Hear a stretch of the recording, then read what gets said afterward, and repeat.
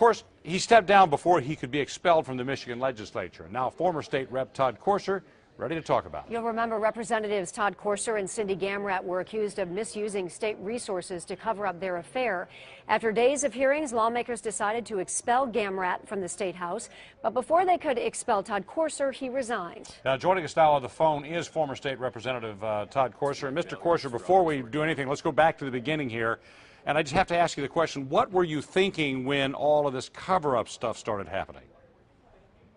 Well, I'll tell you, obviously, thank you for giving me the time today and kind of, allowing your listeners and viewers to be able to walk through these steps. At that time, obviously, there was a lot of pressure, undue pressure from the texting extortion situation. You can't really say that you were thinking rightly in those moments, and you made some critical failures. I think are pretty obvious at this point to everyone. And so, obviously, I took responsibility for those, and including the fateful email that was sent out. But really, there was a lot of pressure undue, and you didn't know what was going to be revealed, and you were also attempting to try and find who the person was that was behind the anonymous texting that.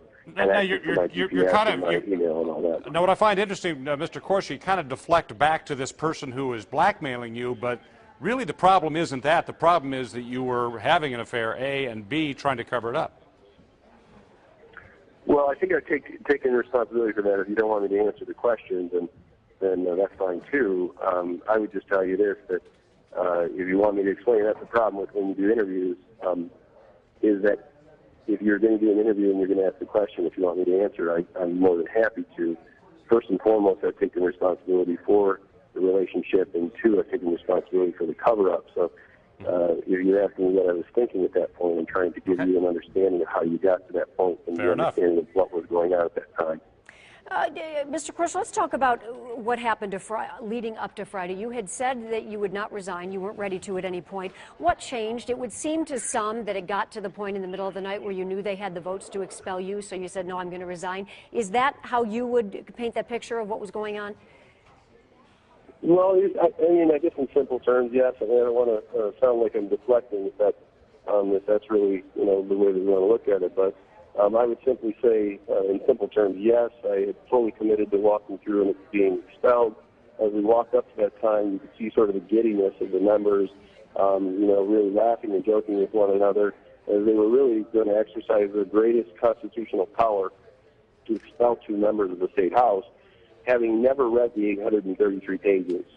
It was just released the day before, and so there was scant evidence of any misuse of taxpayer resources, and if there was misuse of taxpayer resources, it was very small, and normally the normal steps would not be to expel or even to censure, but to send it to the Secretary of State for an administrative fine, which happens as a matter of routine.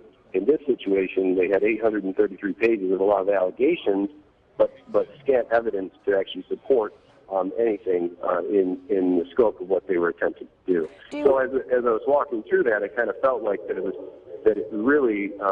back and forth between being expelled and resigning, and finally it fell as we got closer. There was third attempt, obviously coming up, and they barred the doors and held the representatives there, and brought in the state police and didn't let the representatives even go to the bathroom.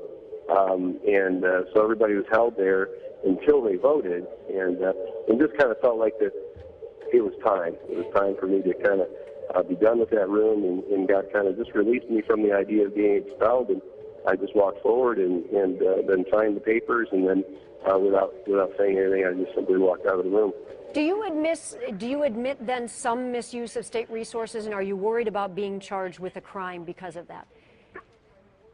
Well, I think inside of that, I'm not worried about that. I think the state police and the Attorney General's office will do an adequate job in the discovery process.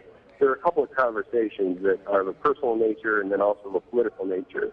And what they're talking about is that these conversations were taped, and ultimately that those conversations happening on state property, which would be any conversation you talk about your family or your family vacations or any of these types of things, would be the same. They're not legal to have personal conversations on state property, and then also as far as the political nature.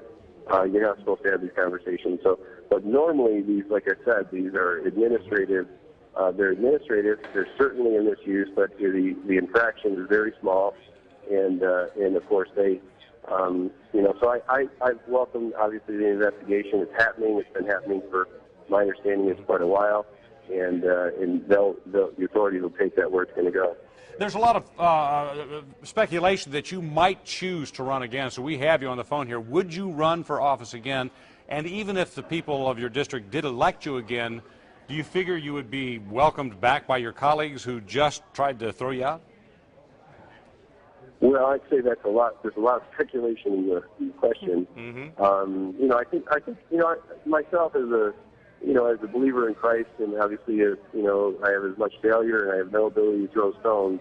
But I also know that the power of redemption and renewal and second chances, and so at some point, we'll have to walk that out. But there's a lot of supporters here. A lot of people feel that the process itself was twisted and bastardized to get the result that they wanted. A committee that didn't call any witnesses, even though the witnesses were willing, and didn't go through the evidence in the 833 pages, even though it was before them, to try and prove actually the misuse or the amount of misuse that was there.